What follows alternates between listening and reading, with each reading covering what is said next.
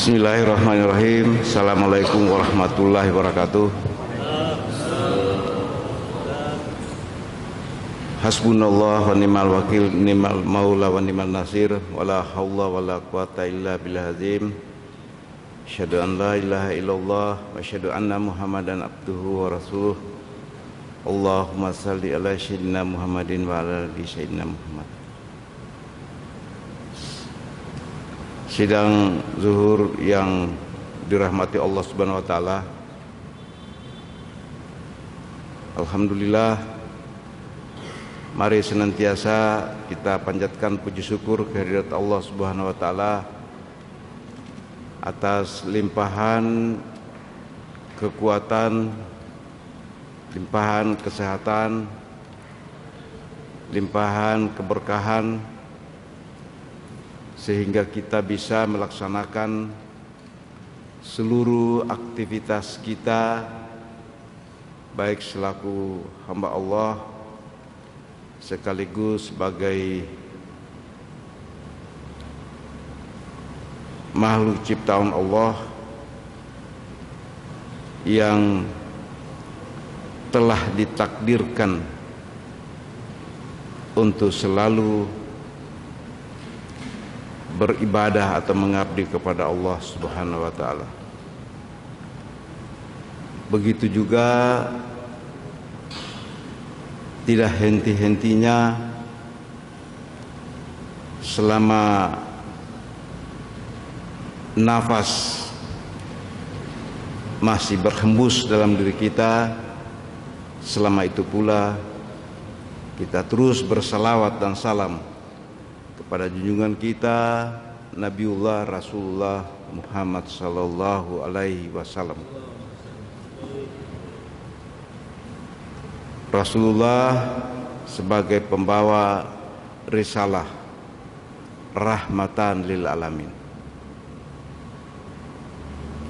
Sidang zuhur yang berbahagia, pada kesempatan ini perkenankan saya yang ditugaskan untuk membawakan kuliah 7 menit pada hari ini. Dalam waktu yang singkat ini ingin saya sampaikan ada satu ayat dalam surah Az-Zariyat ayat 21 yang berbunyi Bismillahirrahmanirrahim, wa fi anfusakum afala tubsirun. Di dalam ayat ini memberikan informasi atau memberikan kabar kepada kita dari Allah Subhanahu wa taala dengan memberikan penegasan wa fi anfusakum afala tubsirun, bahwa dalam dirimu ada tanda kebesaran Allah.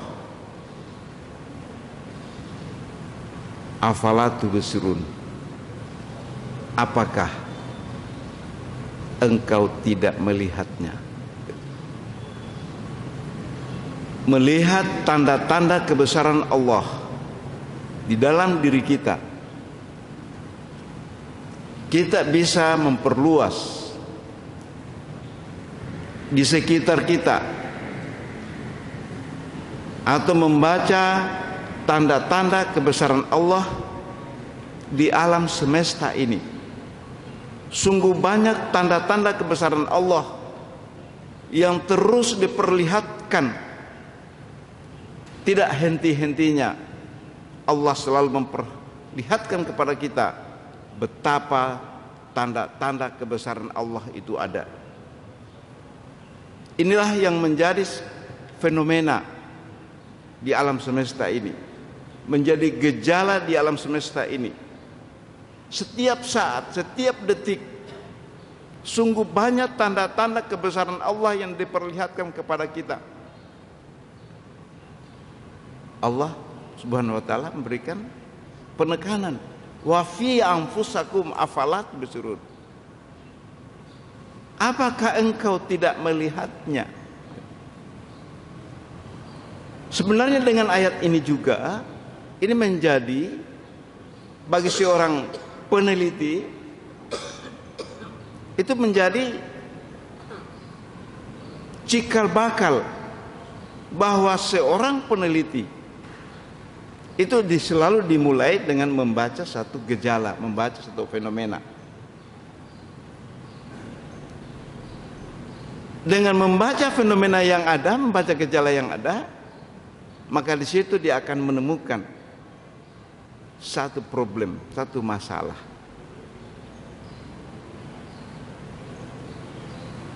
Kepekaan seseorang, khususnya kepada seorang muslim, dituntut untuk mempunyai jiwa, mempunyai karakter, selalu tanggap membaca fenomena yang terjadi, ya, termasuk membaca fenomena alam. Karena dengan fenomena itu akan menimbulkan pertanyaan-pertanyaan. Kalau dalam dunia penelitian, pertanyaan penelitian. Dari mana itu pertanyaan penelitian muncul? Itu dari fenomena yang dibaca, fenomena yang dilihat, fenomena yang diperlihatkan oleh Allah. Entah itu yang kita lihat sendiri, yang kita rasakan sendiri, atau yang kita dengar sendiri. Itu semuanya fenomena yang diperlihatkan oleh Allah. Itu dalam diri kita dulu, ya, dalam diri kita lihat apa kebesaran Allah dalam diri kita. Ya. Dengan melihat, mengintrospeksi diri kita, adakah kebesaran Allah yang ada diberikan pada kita? Ya, contoh kecil, ya, kira-kira kalau contoh kecilnya tentang kebesaran Allah, misalnya hidung kita ini, semua hidung menghadap ke bawah. Bagaimana kalau hidung kita menghadap ke atas?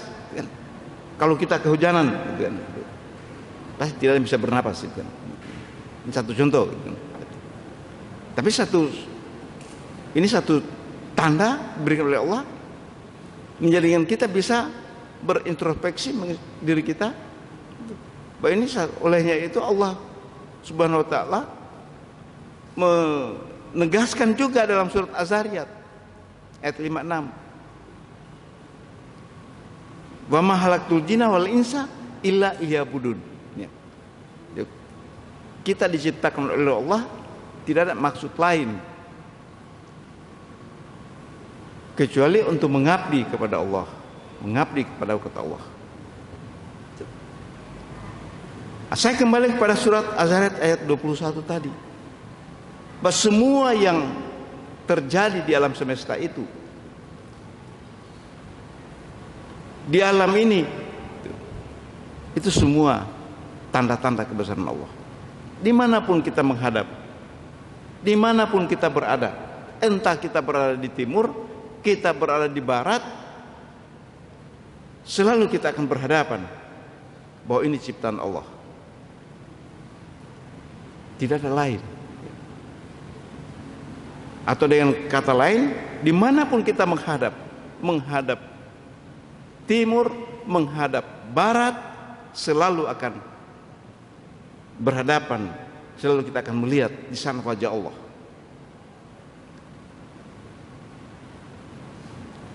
Termasuk dalam diri kita sendiri. Dalam diri kita ini ada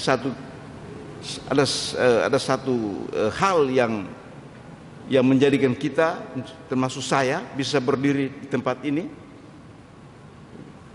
Apa itu?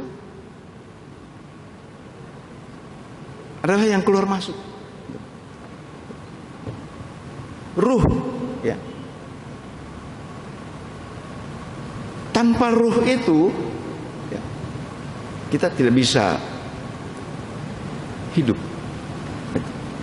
kita tidak bisa berdiri tegak, kita tidak bisa merasakan ciptaan Allah.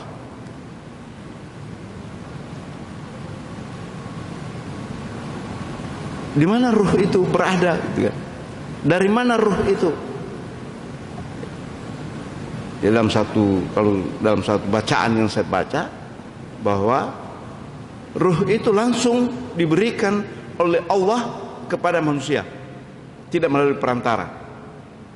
Jadi ruh yang kita dapatkan ini, yang keluar masuk ini, itu langsung dari Allah, bukan dari yang lain-lain. Bahkan tidak melalui perantaraan malaikat. Dalam sebuah hadits qudsi nyatakan di situ, wa nafaktu fihi min ruhi, kutiupkan sebagian rohku. Kapan itu? Ketika manusia berada dalam rahim, dalam usia 3 bulan, di situ sudah tiupan ruh dari Allah Subhanahu wa taala. Berikan ruh kepada manusia yang masih berada di alam rahim dalam usia 3 bulan. Di situ ruh Allah sudah ditiupkan. Di sana sudah ada makhluk hidup, yang dihidupkan oleh Allah. Di sana juga mulai merekam apa yang terjadi. Jadi sebenarnya secara hakiki kemampuan manusia membaca fenomena alam semesta ini, fenomena yang ada di sekitar ini, itu ketika ada kehidupan dalam manusia itu. Ketika ditiupkan ruh, maka mulai seketika itu dia sudah bisa mendetek, dia sudah bisa membaca fenomena yang terjadi di luar. Olehnya itu, jamaah sekalian, mari kita kembali mengintrospeksi bahwa kemampuan kita membaca fenomena alam ini, membaca tanda-tanda alam ini, itu akan memberikan satu kekuatan, akan memberikan satu power yang luar biasa, jika kita mampu membaca tanda-tanda alam ini. Karena seorang peneliti saja, kalau dia tidak peka membaca tanda-tanda yang menjadi objek penelitiannya, itu tidak mungkin bisa melakukan penelitian dengan baik. Mana mungkin dia bisa melakukan penelitian dengan baik kalau tidak peka membaca fenomena atau gejala yang menjadi objek penelitian.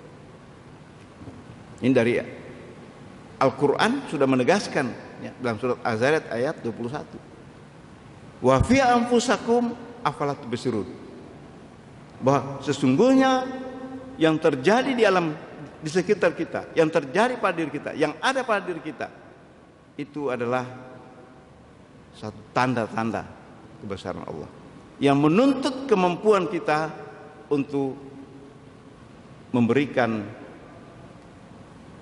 catatan, untuk menjadikan kita dapat menganalisa. Karena kita disuruh bukan hanya sekedar melihat, setelah kita melihat mau diapakan. Tentu perlu ada persiapan ketika kita membaca satu fenomena. Misalnya saja, ketika sekarang ini fenomena musim kemarau, kalau kita melihat fenomena musim kemarau, tentu ada persiapan apa yang kita harus siapkan ketika kita mau keluar rumah. Begitu juga misalnya musim hujan, kita lihat ada tanda-tanda mau hujan. Kalau kita tidak mempersiapkan diri, maka kita akan kehujanan, akan basah kuyup.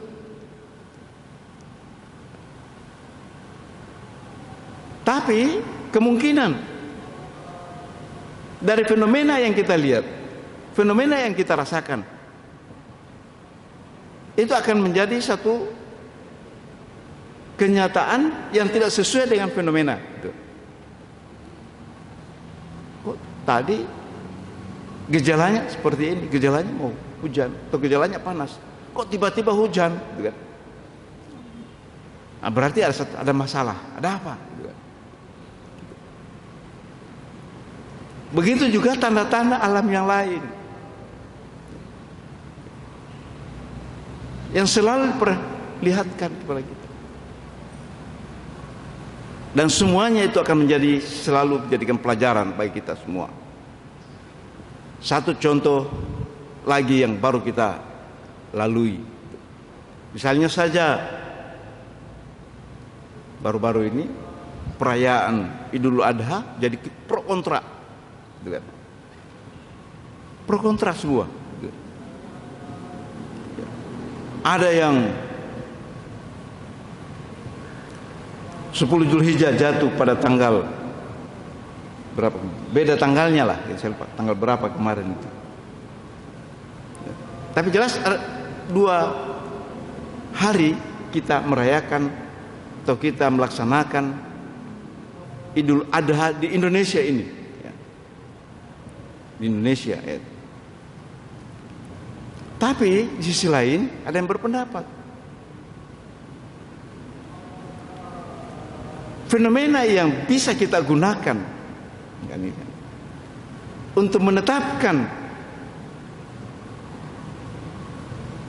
puasa Arafah ketika wukuf, itu ya, kecuali ada yang mau berpendapat juga bahwa tidak menggunakan ukuran wukuf untuk puasa Arafah, gitu. Tapi puasa Arafah ukurannya adalah wukuf. Di mana wukufnya? Di Arafah. Ketika wukuf di Arafah, maka itu sudah menjadi ukuran, menjadi tanda bahwa kita melaksanakan puasa Arafah. Setelah melaksanakan wukuf di Arafah, puasa di Arafah, esok harinya kita laksanakan salat Idul Adha. Nah, ini satu fenomena ini. Tapi kita Indonesia ya jangan jadikan ya sudah jadikan introspeksi saja. Kita jadikan introspeksi. Tidak perlu ada yang disalahkan bahwa Anda salah, saya benar. Karena yang benar hanya satu. Pasti hanya satu yang benar. Biarkan yang menilai kebenaran itu kebenaran yang hakiki. Di mana kebenaran yang hakiki? Al-haqqu min rabbika fala takunanna minal mumtarin. Karena kebenaran itu datangnya dari Allah Subhanahu wa taala. Tidak ada lain. Kebenaran hanya satu. Banyak pendapat, banyak perbedaan pendapat, tapi hanya satu yang dinilai oleh Allah. Tidak akan dua-duanya. Pasti hanya satu yang diambil oleh Allah Subhanahu wa taala. Wah, ini yang benar. Kita serahkan kepada Allah Subhanahu wa taala. Tidak usah saling menyalahkan, tidak usah saling memperbesar perbedaan ini. Tapi karena ini dalam hubungan hablum minallah, biarkan saja Allah yang akan memberikan penilaian mana yang hakiki, mana yang benar. Hanya Allah yang kita serahkan saja kepada Allah Subhanahu wa taala. Tapi seperti saya sampaikan tadi, tanda-tanda diberikan oleh Allah Subhanahu wa taala itu ada. Ya tinggal kita yang mencermati lebih jauh lagi. Paling tidak dengan fenomena ini yang baru saja kita lihat di Indonesia, itu menjadi satu pelajaran agar pada tahun-tahun yang akan datang tidak terulang lagi. Ya. Kalau kesalahan berulang, ya kalau kita dosen, kalau kesalahan berulang pasti jadinya nilai error, gitu kan? Ya, itu. Apalagi kepada Allah Subhanahu wa taala. Ya. Jangan berulang kesalahan. Paling tidak saya kembalikan ada tanda-tanda yang telah diberikan menjadi petunjuk bagi kita, bagi umat manusia untuk mempersiapkan diri. Karena dengan di sisi lain, selain dari surat Az-Zariyat ayat 21 tadi, juga ada kata-kata orang tua yang saya pegang teguh. Itu dia katakan begini: barang siapa yang tanggap dengan gelagat isyarat, niscaya berketahanan besi baja. Itu pesan orang tua. Artinya apa? Kita harus tanggap dengan membaca fenomena yang ada. Barang siapa yang tanggap membaca fenomena yang ada, maka dia harus menjadi orang yang kuat. Ya. Karena apa? Karena dia sudah bisa mempersiapkan, dia sudah bisa memprediksi apa yang akan terjadi setelah membaca fenomena yang ada. Itulah yang bisa saya sampaikan pada hari ini. Lebih dan kurangnya mohon dimaafkan. Assalamualaikum warahmatullahi wabarakatuh.